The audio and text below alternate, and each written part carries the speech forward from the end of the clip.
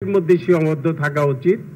এটা নিম্নকক্ষে জেলা পরিষদ বা অন্য কোনো দিকে না দেওয়া, উচ্চকক্ষ এবং নিম্নকক্ষের মধ্যে এই গোপন ব্যালটের মাধ্যমে সেটা নির্বাচিত হওয়া উচিত।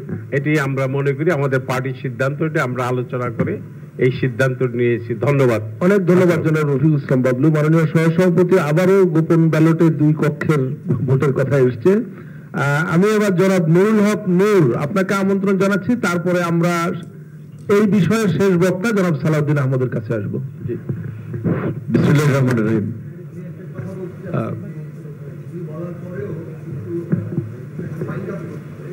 না, সেটা মাননীয় সহসভাপতি করবেন।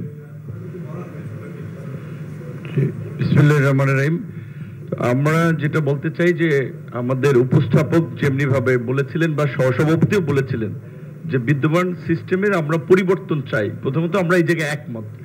এখন পরিবর্তন কিভাবে হবে সেই প্রক্রিয়া নিয়ে আলোচনা হচ্ছে। প্রক্রিয়ার দুটো বিষয়ে আলোচনা হয়েছে বা উঠে এসেছে। একটা হচ্ছে যে সংসদের উভয় কক্ষ নির্বাচন করবে রাষ্ট্রপতি, আর একটা হচ্ছে একটু বিস্তৃত পরিসরে 70,000 যে জনপ্রতিনিধি বা ইলেকট্রাল কলেজ সিস্টেম তারা নির্বাচন করবে। আবার সেই 70,000 জনপ্রতিনিধি কিংবা ইলেকট্রাল কলেজের সেটা নিয়েও 2 ধরনের কিন্তু বক্তব্য আছে। একটা হচ্ছে যে 70,000 করবে, অথবা আবার সম্ভবত সংবিধান সংস্কার, আচ্ছা, আরেকটা হচ্ছে যে 64 জন, যেটা 64 জেলা বা সিটি কর্পোরেশন 576 জন। তো আমার মতে মনে হয় এখানে আরেকজন বক্তা বলেছিলেন যে ঠিক আমরা এখানে যারা বসে আছি আমরাই সব আসলে ভালো ভালো কথা বলছি, ভালো চিন্তা করছি, বাইরে অনেক মানুষ আছে ভালো চিন্তা করার। তো যেমনি ভাবে বলা হচ্ছিল যে ইউনিয়ন পরিষদের লোকেরা কিংবা একেবারে রুট লেভেলে গেলে তারা টাকা পয়সা বিক্রি হয়ে যাবে। এইখানে আমরা যারা আছি বসে নির্বাচনের আগে আমরাই অনেকে কিন্তু বেচা বিক্রি হই। তো সেই জায়গা থেকে আমার মনে হয় যে এক ভাই বলেছে যে জনপ্রতিনিধি রুট লেভেলে হোক আর আপার লেভেলে হোক কাউকে অসম্মান করাটা আমাদের কথা বলে ঠিক হবে না। এই ক্ষেত্রে আমাদের সবার একটু দৃষ্টিভঙ্গিটা দরকার। আর আমাদের ব্যক্তিগত যেটা মতামত, প্রথমে যেহেতু সংস্কার কমিশনের পক্ষ থেকে আপনার স্প্রেডশিটে দেওয়া হয়েছিল যে কোনটার সাথে আপনারা একমত, সেই জায়গায় আমরা সিস্টেম পরিবর্তন এবং ইলেকট্রাল কলেজের পক্ষে মত দিয়েছিলাম। সেইখানে কিন্তু ওইভাবে ছিল না যে আপনার জেলা পরিষদ জেলা সমন্বয়ের একজন করে ভোট হবে কিংবা 70,000। তো আমার মনে হয় একেবারে ইউনিয়ন পরিষদ পর্যন্ত না গেলেও অন্তত যেহেতু আমরা একটু পরিবর্তন করতে চাচ্ছি, সংসদের পাশাপাশি একটু এক্সটেন্ডেড ওয়েতে জেলা কিংবা সিটি কর্পোরেশন পর্যন্ত যাওয়া যায়। সেক্ষেত্রে আবার ভোটার কারা নির্ধারণ হবে বলছেন যে আপনার একজন নির্বাচিত হবে, আপনার একজন। এখন একজন কে হবে, সেটা কি সিটি কর্পোরেশনের মেয়র নাকি জেলা পরিষদের আবার চেয়ারম্যান? প্রস্তাবিত জায়গায় বোধহয় জেলা পরিষদের আবার চেয়ারম্যান নাই। বলা হচ্ছে যে 4 জন নির্বাচিত হবেন, 1 বছর করে সভাপতিত্ব করবেন। এই বিষয়টা একটু সহসভাপতি একটু ক্লিয়ার করলে বোধহয় ভালো হয়। ধন্যবাদ। অনেক ধন্যবাদ জনাব নুরুল হক নূর। আমি ঘোষণা অনুযায়ী জনাব সালাউদ্দিন আহমদের কাছে যাচ্ছি, কিন্তু এর মধ্যে আবার প্রবীণ রাজনীতিবিদ জনাব টিপু বিশ্বাস স্লিপ পাঠিয়েছেন। তারপরে আমি সালাউদ্দিন ভাইয়ের কাছে আগে যাই, তারপর আপনার কাছে আসি নাকি? জনাব সালাউদ্দিন আহমদ তিনি চাচ্ছেন আপনি আগে বলুন। জি, জনাব টিপু বিশ্বাস। সংস্কার কমিশন যে প্রস্তাব দিয়েছে, আমার মনে হয় আপনি বসে বলতে পারেন। জি, এই সংস্কারের প্রস্তাবটা গ্রহণ করা উচিত। নির্বাচক মণ্ডলী রাষ্ট্রপতি নির্বাচন করবে গোপন ব্যালটে, এই পদ্ধতি ভালো হবে। এখন নির্বাচক মণ্ডলী কাদের নিয়ে আমরা ভোট করব, কতটুকু বাস্তবসম্মত হবে সেটা আরো আলোচনা করতে হবে। ইতিমধ্যে অনেক আলোচনা হয়েছে, আমি ওই বিষয়ে আলোচনা না করে মূল বিষয়টা বলতে চাচ্ছি। নির্বাচক মণ্ডলী ফর্ম করতে হবে, রাষ্ট্রপতি নির্বাচিত হবেন তাদের দ্বারা। নির্বাচক মণ্ডলী কতটুকু সম্প্রসারিত করা হবে, কিভাবে করা হবে সেটা আলোচনা করে আমরা নির্ধারণ করব। তবে রাষ্ট্রপতি নির্বাচন হবে ব্যালট ভোটে, গোপন ব্যালটে। জি, গোপন ব্যালটে। অনেক অনেক ধন্যবাদ। জনাব জুনায়েদ স্যার কিছু বলতে চান? এই মাইক্রোফোনটা জনাব জুনায়েদ স্যারকে দিয়ে একটু।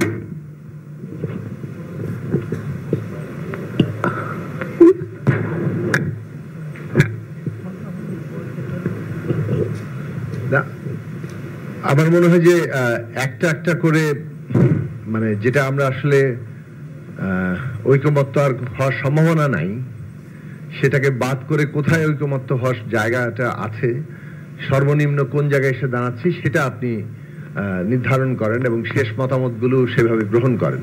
যেমন একটা জায়গা দেখা যাচ্ছে যে কিছুটা পরিবর্তন সবাই গ্রহণ করছেন। যদি দুই পার্লামেন্ট হয় মানে আপার হাউস এবং লোয়ার হাউস, তাহলে তাদের অন্তত পক্ষে এই ইলেকট্রাল কলেজে থাকছে এবং গোপন ব্যালটও ধীরে ধীরে সবাই মানে এই জায়গাটাতে যাচ্ছেন। তো এইটুকু জায়গা একটা ন্যূনতম ঐকমত্য তৈরি হচ্ছে। এরপরে আরো ফার্দার এক্সটেনশন হবে কিনা সেইটা নিয়ে দ্বিমত আছে। সেই দ্বিমতের জায়গাতে আসলে রাষ্ট্রপতির ক্ষমতা বৃদ্ধি অথবা রাষ্ট্রপতির সাথে প্রধানমন্ত্রীর ক্ষমতার ভারসাম্য সেইটার অধিকতর গুরুত্বপূর্ণ রাষ্ট্রপতি নির্বাচন প্রক্রিয়াকে মানে এই রকম একটা বড় ডিবেটেবল বিষয় করার জায়গা থেকে। ফলে আমাদের বিবেচনা হচ্ছে যে ন্যূনতম ঐক্যের জায়গাতে অন্তত রাষ্ট্রপতি নির্বাচনের ক্ষেত্রে আমরা দাঁড়াতে পারি। রাষ্ট্রপতির ক্ষমতার প্রসঙ্গে আমরা আরো বিস্তারিত আলোচনার জায়গায় যেতে পারি। ধন্যবাদ। ধন্যবাদ জয়াদ স্যারকে। মাওলানা আশরাফ আলী, এখন আপনি খুবই সংক্ষেপে, একদম সংক্ষেপে টু দি পয়েন্ট। অধ্যাপক আসসালামু আলাইকুম। আশরাফ আলী এখন। জি, এখানে কয়েকটা মত আসছে প্রেসিডেন্ট নির্বাচিত কেমনে হবে। কেউ লোয়ার কক্ষ আপার কক্ষ নিয়ে তাদের ভোটে হবে, গোপন ভোটে একটা প্রস্তাব আসছে। কেউ আসে ইলেকট্রাল কলেজ এবং আপার এবং লোয়ার সংসদ সদস্যদের নিয়ে হবে। আমরা একটা প্রস্তাব করেছি। এই দুইটা যে প্রস্তাব এসেছে এখানে কিন্তু কিছু অনৈতিকতার কথা এখানে পরোক্ষ না হলে প্রত্যক্ষভাবে বেশি আসছে, যে কেনাবেচা হয়, প্রার্থীরা মানে যারা ভোটার থাকে তারা কেনাবেচা হয়। এটা অত্যন্ত লজ্জার। এখন এই যুগেও এই কেনাবেচা শব্দটা একটা লজ্জার। আসলে বিগত দিনে হয়েছে কেনাবেচা, বা হয়েছে তো অনেকটা।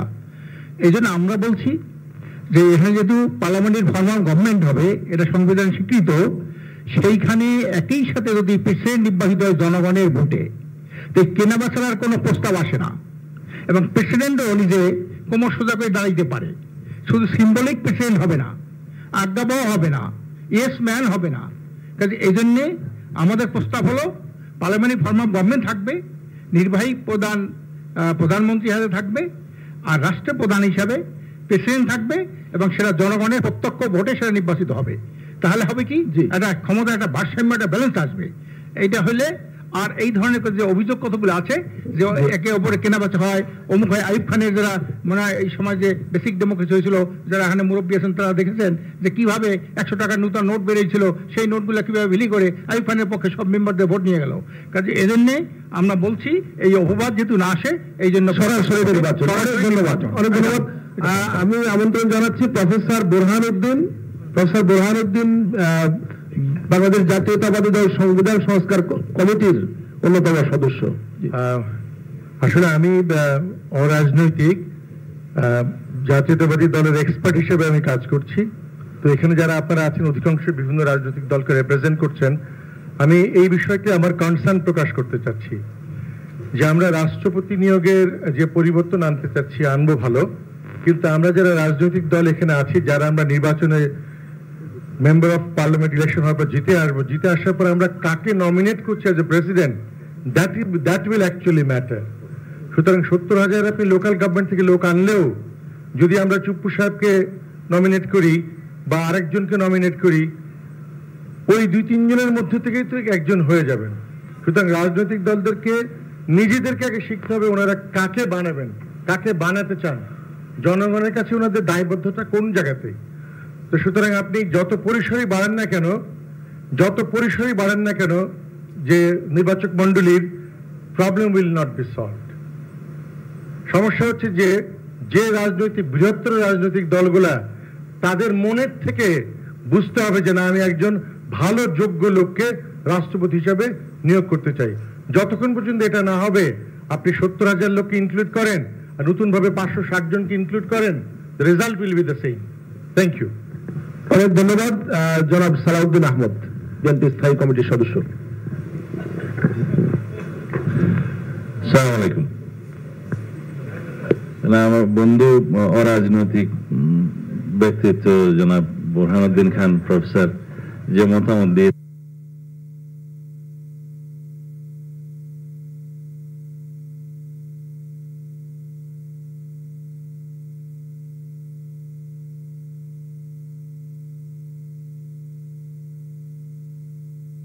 যেহেতু মাইক হাতে ধরিয়ে দেওয়া হয়েছে, তাহলে আমি এখন খুব সংক্ষিপ্ত ভাবে বলবো আর কি, বেশি বিরক্তির উদ্রেক করবো না, আবার সময় নিয়ে আমাকে একটু আপত্তি দিয়ে না।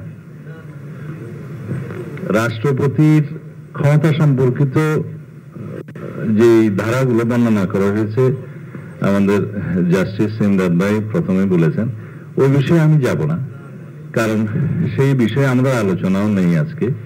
রাষ্ট্রপতিকে কিভাবে এম্পাওয়ার করা হবে, আর্টিকেল 48(3) থেকে কিভাবে পরিবর্তন আনা হবে, সেটা আরেকদিন বোধহয় অন্য একটা ইস্যুতে আলোচনা ডিটেইল হতে হবে, আইন প্রণয়ন করে, অথবা সংবিধানে আমরা কি কি প্রভিশন রাখতে পারি। সবকিছু তো আর সংবিধানে থাকবে না, আইন প্রণয়নের মাধ্যমে রাষ্ট্রপতিকে ক্ষমতা দেওয়ার একটা বিষয় থাকবে, সেটা পার্লামেন্টের উপর থাকবে, এবং সময়ে সময়ে সেটার প্রয়োজনীয়তা কম হবে, বৃদ্ধি হবে, সেটা জাতীয় প্রয়োজনে তখন এটা আলোচিত হবে। একবার সংবিধানে এমবডিড হয়ে গেলে সেটা আবার পরিবর্তন করতে অনেক সময় অসুবিধা হয়, সেই জন্য এই ফ্লেক্সিবিলিটিটা ওখানে রাখতে হয়। দ্বিতীয় কথা হচ্ছে, রাষ্ট্রপতির ক্ষমতা যেখানে যেখানে নির্ধারিত করা আছে in consultation with the prime minister, সেই জায়গাগুলোতে কোথাও কোথাও ইন্ডিপেন্ডেন্টলি অ্যাক্ট করার জন্য হয়তো পরিবর্তন আনতে হতে পারে সে সমস্ত জায়গায়। তবে পাওয়ার ব্যালেন্সের জন্য যে চেষ্টাটা এখন এই সংস্কারের মধ্য দিয়ে রাষ্ট্র যাচ্ছে, সেই পাওয়ার ব্যালেন্সের যে একটা নেসেসিটি সবাই অনুধাবন করেছেন, এটা একটা অগ্রগতি, এবং সেটার প্রস্তাবও আমরা আমাদের 31 দফাতে দিয়েছি, পরে সংস্কার কমিশনও অনেকগুলো আলাপ হয়েছে, লিখিতভাবে দিয়েছি। এখন ইলেকশন এই জন্যই গুরুত্বপূর্ণ যে আলাপ আলোচনার মধ্য দিয়ে অনেক নতুন আইডিয়াস এবং অনেক প্রস্তাব এসছে যেগুলো জাতি গ্রহণ করবে বলে মনে হয়, সেই জন্যই তো আলোচনায় আমরা বসছি। এখানে আমরা কেউ রিজিড নই। যদি আমরা যা যা লিখিত প্রস্তাব দিয়েছি সেই লিখিত প্রস্তাবের মধ্যে যদি রিজিড থাকতাম, পরবর্তী আলোচনাগুলো আর প্রয়োজন হতো না। আমি সম্মান জানাই আপনাদের সমস্ত বক্তব্যের মধ্যে যে বক্তব্যগুলো উঠে এসছে। আপনারা হয়তো খেয়াল করবেন 70 অনুচ্ছেদে যে বিষয়গুলো আমরা এগ্রিড হয়েছি, দুইটা বিষয়ে সবাই এগ্রিড হয়েছে, আস্থা ভোট এবং অর্থ বিলের বিষয়ে।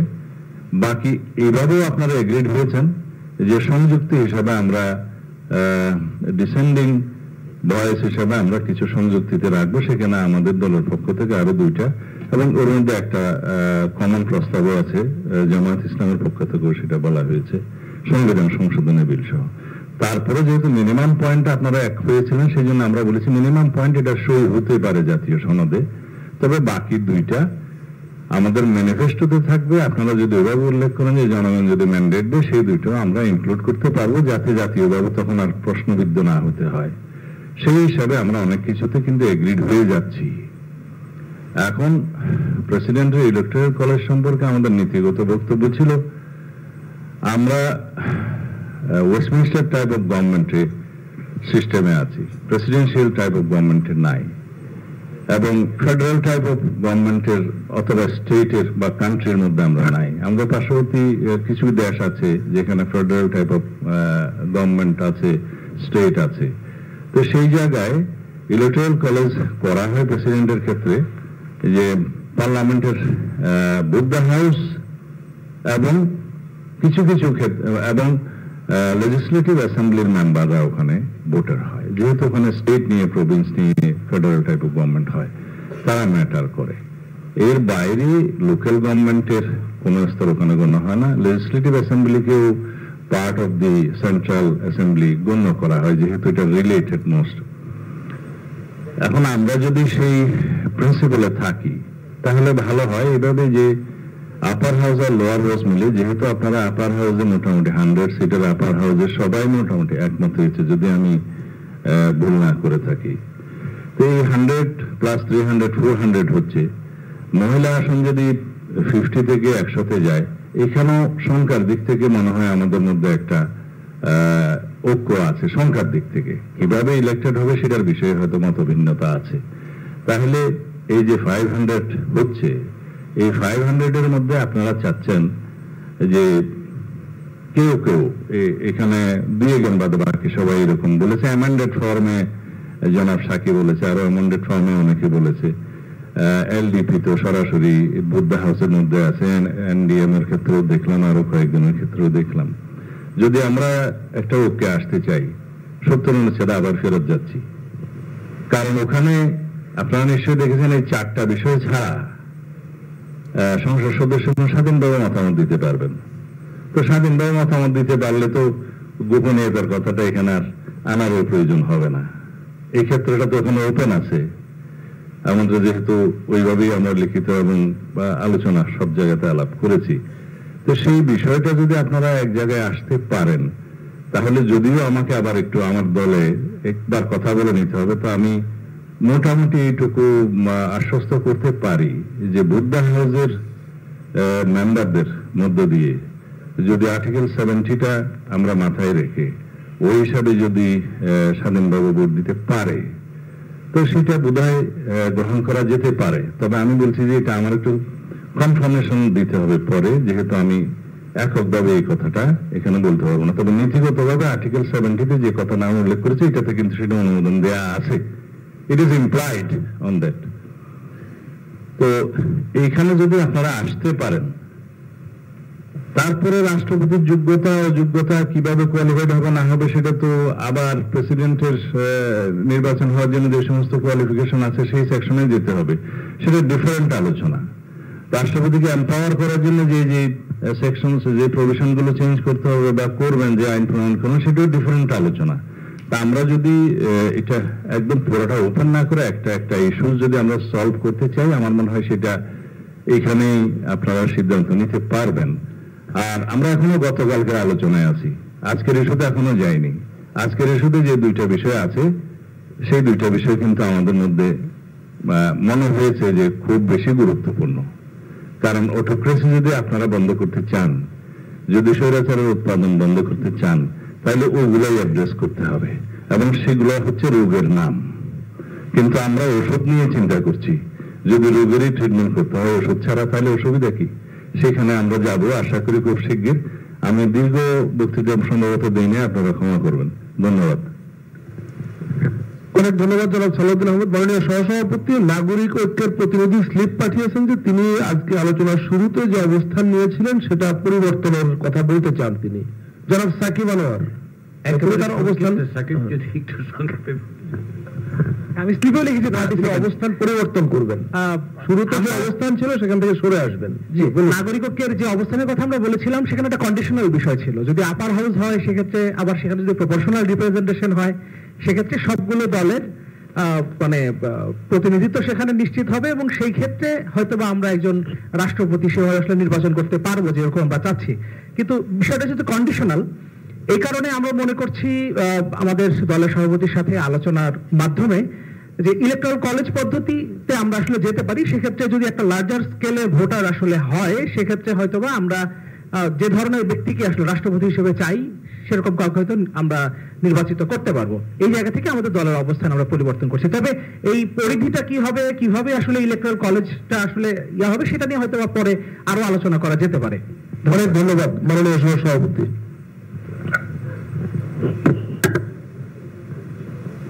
আলোচনাটার সমাপ্তি টানা প্রয়োজন, যেহেতু কিছু বিষয় এসছে এবং আপনাদের হয়তো ফিরে যেতে হবে। আমরা এখন যেখানে এই পর্যন্ত আলোচনায় এবং আগের যেই লিখিত বক্তব্য দলগতভাবে আলোচনার ক্ষেত্রে আমরা যেটা লক্ষ্য করেছি সেটা হচ্ছে যে অন্তত পক্ষে সংখ্যাটাই বলি, আসলে 2/3 22টির বেশি দল এটা বলেছেন যে তারা বিদ্যমান ব্যবস্থা পরিবর্তনের পক্ষে।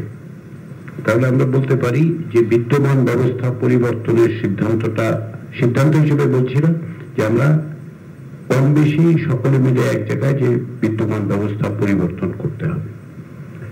দ্বিতীয় বিষয় যেটা, সেটা হচ্ছে যে এখন যে রকম প্রস্তাব এসছে, যেখানে ন্যূনতম জায়গায় এসছে বলে আমার কাছে মনে হয়েছে, সেটা হচ্ছে যে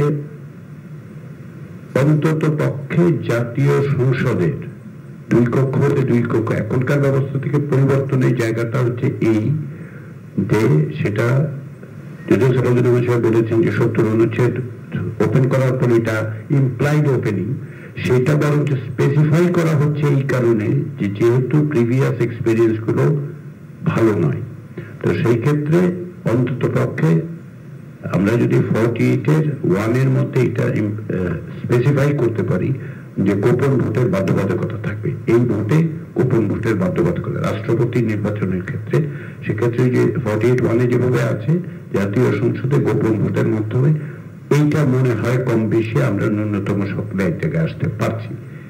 যদি না আমরা এটা নিয়ে কারণ এটা আমি মনে করি এটা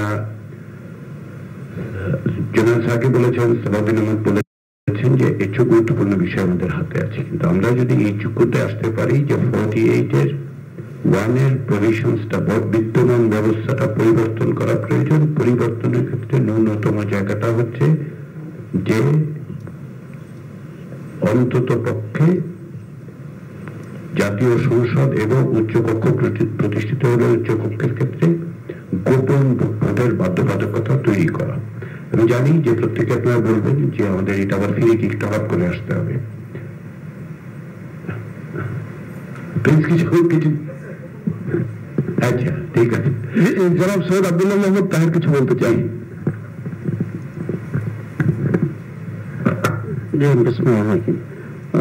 মাননীয় সভাপতিকে ধন্যবাদ, উনি খুব চেষ্টা করছেন একটু ক্লোজ করার জন্য। আপনার ডিসিশনের যে কনক্লুশনটা এটা আবার একটু ব্যাকে নিয়ে যাচ্ছে। প্রথম যেটা সেটা হচ্ছে গোপন ভোটের ব্যাপারে আমার মনে হয় কারো কোনো আপত্তি থাকবে না। আমাদের দলেও আমরা সব ইলেকশন গোপন ভোটে করি, তো আমাদের জন্য আরো সহজ হয়ে গেছে এটা গ্রহণ করতে। কিন্তু আপনাদের হচ্ছে 2/3 অলরেডি পরিবর্তনের পক্ষে বলেছেন, কিন্তু আবার কনক্লুড করতে চেয়েছেন যে ন্যূনতমটা হচ্ছে 2টা হাউসের ব্যাপারে আমরা একমত হয়েছি। তো তাহলে যে আমরা 2/3 লোকেরা যে বেশি এক্সটেন্ডেড ছিলাম, এটা তো আবার আপনার ব্যাক করে গেলেন। তো আপনি এখানেই আমি বলছি জিনিসটা ক্লিয়ার করতে হবে। 2 নম্বর হচ্ছে 2 কক্ষ বিশিষ্ট, একটু ব্যাখ্যা করি যদি আপনি যেটা নিলাম অবশ্যই। তো আপনি 2/3 এর ক্ষেত্রে যেটা হয়েছে সেটা হচ্ছে যে পরিবর্তন, যেমন ধরেন ইলেকটোরাল কলেজ, সেটা নিয়ে আবার কারো কারো আপত্তি আছে। ইলেকট্রাল কলেজ ফরমেশন ওরা বলছেন চেঞ্জ করুন, কিন্তু ইলেকট্রাল কলেজে ওনারা যেতে চান না, কেউ আবার এক্সটেন্ডেড ইলেকট্রাল কলেজে যেতে চান না, কিন্তু এটা বলছেন যে তারা বিদ্যমান রয়েছে। সেই অর্থে আমি 2/3 বলছি। হ্যাঁ, আমি একটু শেষ করে নেব মাঝখানে আমি একটু ব্যাখ্যার জন্য। Thank you very much. আমাদের ব্যাখ্যাটা জরুরি জন্য, কারণ আপনার ক্লিয়ার ক্লিয়ার না হলে বা কন্ডিশন হচ্ছে এটা স্পষ্ট হইতে হবে। এটা কোনো ফাইনাল হয়নি, আগের মতোই থাকতেছে, শুধু সামান্য পরিবর্তন হচ্ছে গোপন ব্যালট। তাহলে আর এখানে কিন্তু কোনো চেঞ্জ নেই। যদি কক্ষটা আমাদের ভোট না হয় ওগুলোতে সুখে একটা পর্যন্ত, সেটা কিন্তু আমরা এখনো কনক্লুড করি দেয়নি। যদি গোপন ব্যালটে হয়, যেটা মৌলিক যে বিষয়টা সেটা হচ্ছে প্রধানমন্ত্রী বা আমাদের যে মেজরিটি দল যারা থাকবে, প্রেসিডেন্টকে সেই দল থেকেই হবে না তার বাইরে হওয়ার একটা স্কোপ তৈরি করবো আমরা। এটা হচ্ছে ইম্পর্টেন্ট জিনিস। কারণ আপনি যদি 1 কক্ষ কিংবা 2 কক্ষ বিশিষ্ট পার্লামেন্ট থেকে নেন, আর সেখানে মেজরিটিতে একটা দল আছে যারা সরকার করবে, তো প্রেসিডেন্ট নির্বাচনে 70-তে অ্যালাউড থাকলেও যে কালচারটা দলে দলে লোক সরকারি দলের অন্য প্রেসিডেন্টকে সমর্থন দেবে, এটা আশা করা যায় না। তো সেক্ষেত্রে কি দাঁড়াবে যে মেজরিটি যদি কোন একটি দলের থাকবে, তাদের যে প্রার্থী হবে উনি আবার প্রেসিডেন্ট হবে, এটাই স্বাভাবিক। তাহলে দেখা যায় যে আগের পথে যে ত্রুটিটা রয়ে গেল, পাওয়ারটা আমি পরে আনবো যে একই দল থেকে প্রেসিডেন্টও হচ্ছে, প্রধানমন্ত্রী হচ্ছে, পরবর্তীতে এক্সটেনশনও হইতে পারে, প্রেসিডেন্ট হতে পারে। কিন্তু একটা স্লাইট ন্যারো একটা সম্ভাবনা থাকে যে দলীয় বা সেই দল থেকে না হয়ে যদি ভোটারটা আমরা এক্সটেন্ডেড করি, তাহলে একজন নিরপেক্ষ বা অন্য একজন ব্যক্তিও এখানে প্রেসিডেন্ট হওয়ার একটা সুযোগ থাকে। আমি মনে করি এটা একটা বেসিক ধরেই আমাদেরকে সুযোগটা তৈরি করা এবং সুযোগটা দেওয়ার ব্যবস্থা করাটা, এটাই অধিকতর বাঞ্ছনীয় হবে। তো সেই জন্য আমি এটার উপর জোর দিচ্ছি আর কি, এক্সটেন্ডেড পার্লামেন্টের ব্যাপারে, মানে কনস্টিটিউয়েন্সি তৈরি করার ক্ষেত্রে। Thank you very much.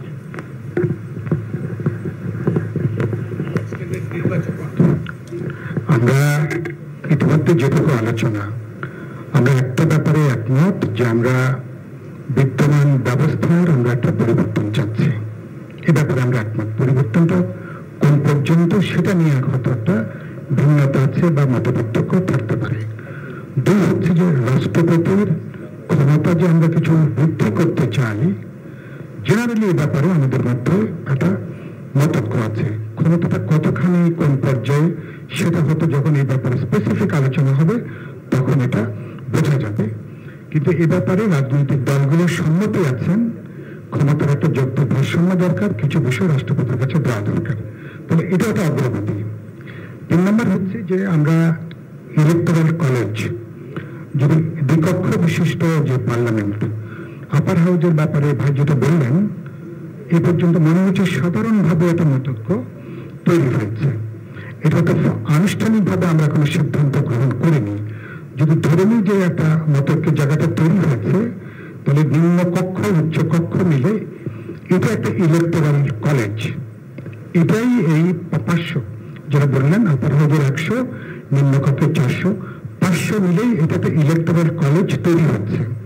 যদি আমি নিচে যদি নামতে যদি আমরা না চাই, আরেকটা যখন আমি গোপন ব্যালটের কথা বলছি, তাহলে যেটা বললেন তখন একাধিক প্রার্থী থাকতে পারে। তখন সরকারি দলের অফিসিয়াল তখন তো একাধিক প্রার্থী কাজ করতে পারে, অন্যান্য দলেরও সেখানে প্রধান বিরোধী দল অন্যান্য বিরোধী দল থেকে তো রাষ্ট্রপতির প্রার্থী তখন থাকবে।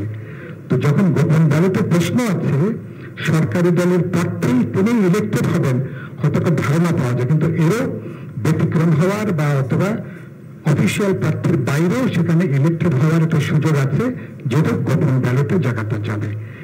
আর ইলেকটোরাল কলেজ যদি যে বৃদ্ধি করতে চাই, তাহলে যেটা আমি সম্ভবত সে ব্যাপারে আমাদের মধ্যে মতর্কের জায়গাটা তৈরি হচ্ছে না। ইলেকটোরাল কলেজ 2 পার্লামেন্টের 2 কক্ষের বাইরে যাওয়ার ব্যাপারে ন্যূনতম জায়গায় আমি একমত হতে পারছি না। তাহলে এখানে আমরা স্ট্যান্ড করি, আমরা এখানে দাঁড়াই। এখানে দাঁড়ালে তাহলে ওটা প্রেজেন্ট করছি 2-3টা বিষয়। 17 অনুচ্ছেদ সামনে আছে, আমরা আপার হাউসটার সামনে আছে, গোপন ব্যালটের জায়গাটা সামনে আছে। 3-4টা ফ্যাক্টর নিয়ে বিদ্যমান ব্যবস্থা হচ্ছে অনেক বেশি গণতান্ত্রিক ভাবে তাহলে রাষ্ট্রপতি নির্বাচন হওয়ার সুযোগটা কিন্তু থাকছে। তো কোনো ব্যবস্থা তো নিখুঁত না, ফলে যতগুলো প্রস্তাবনা তৈরি হচ্ছে এর মধ্যে সম্ভবত এটা যদি হয় তাহলে একটা কনসেনসাস করে এই ব্যাপারে আমরা একমত হতে পারি। এইটুকু আমার বক্তব্য। এটা তারপরে প্রার্থীর যোগ্যতা, প্রার্থীর অন্যান্য বিষয়, সেটা তো দলগুলো যখন আলোচনা, সেটা একেবারে সেটা আলাদা প্রশ্ন, সেটা একেবারে ভিন্ন প্রশ্ন এটা। কিন্তু আমি ওই পয়েন্টটা কন্টেস্ট করছি, যখন গোপন থাকছে তখন আপনি সরকারি দলের প্রার্থীর বাইরেও রাষ্ট্রপতি হওয়ার সুযোগটা থাকছে। সেই জায়গাটাকে আমি বলছি সেই সুযোগটা আছে। এটা উত্তরণ, যেটা আগে কখনোই মাননীয় সহসভাপতি প্রায় 2 বাজে। আমার ধারণা সাইফুল ভাইয়ের পয়েন্টটা একদম ক্লিয়ার। তিনি ঘুরিয়ে ফিরিয়ে মূল ফোকাসটা হলো গোপন ব্যালট, আপার হাউস লোয়ার হাউস। তিনি বলছেন ধারণাগতভাবে আপার হাউসটা অলরেডি অ্যাকসেপ্টেড, ফর্মালি অ্যানাউন্সমেন্টটা হয়নি। সুতরাং এই 2টো জায়গা তিনি ফোকাস করেছেন। আপনি যদি এখন কনক্লুড করে বিরতিতে যান, কারণ আমাদের পরে আবার বিরতির পরে শুরু করতে হবে। না, তিনি বলছেন যে ধারণাগতভাবে অ্যাকসেপ্টেড। না, আপার হাউসের ব্যাপারে পূর্ববর্তী আলোচনার থেকে যেটা, সেটা হচ্ছে সংখ্যাগরিষ্ঠের চেয়েও বেশি সকলে কিন্তু আপার হাউস তৈরি করার পক্ষে। আপার হাউসে কারো কোনো দ্বিমত নাই, এটা হলো বিষয়। সংখ্যা খুবই, হ্যাঁ, শুধু অ্যানাউন্সমেন্টটা হয়নি এখানে, কিন্তু কারো দ্বিমত তৈরি হবে। এই যে মত পার্থক্য থাকলে আপার হাউস তৈরি করার ব্যাপারে কিন্তু দ্বিমত নেই। না, আপনি আপনার কথাটা আমি বুঝতে পারি না। আপনি কারণ মাইক্রোফোন আপার হাউসে যদি কোনো ঐক্য হয়ে থাকে আমাদের মধ্যে, ওটা তো আগে অ্যানাউন্স করা জরুরি। কারণ আপার হাউস ছাড়া আমি তো ইলেকট্রাল কলেজে প্রশ্ন যেতে পারতেছি না। সো যেহেতু যদি আমি শুধুমাত্র গোপন ব্যালটে থাকি, আমি যদি একটা সিল করে দিই যে না 2 কক্ষ গোপন ব্যালট, তাহলে 2 কক্ষের কি আপার হাউসকে আমরা একমত হয়েছি কিনা সবাই, সেই আপার হাউস কি পিয়ারে হবে কিনা, সেই প্রশ্নটা তো থেকে যাচ্ছে। তো সেটা ছাড়া তো আমি এখানে সিল করতে পারছি। মাননীয় সহসভাপতি, আপনি নিশ্চয়ই বুঝেছেন, উনি বলতে চাচ্ছেন তাহলে এখনই এই প্রসঙ্গে আপার হাউসের ব্যাপারে ওপিনিয়নটা আমরা অ্যানাউন্স করে দিতে পারি কিনা।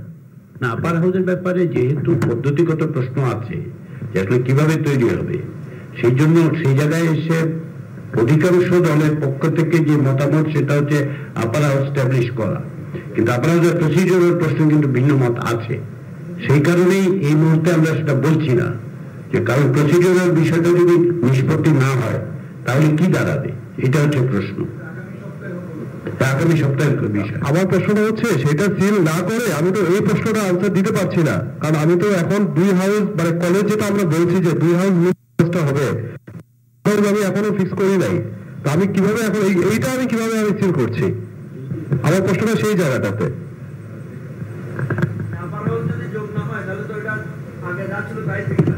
না, একটা নতুনত্ব আছে, আপার হাউস না হলেও গোপন ব্যালটের কথা পরিবর্তন না, এটা আসলে খুব একটা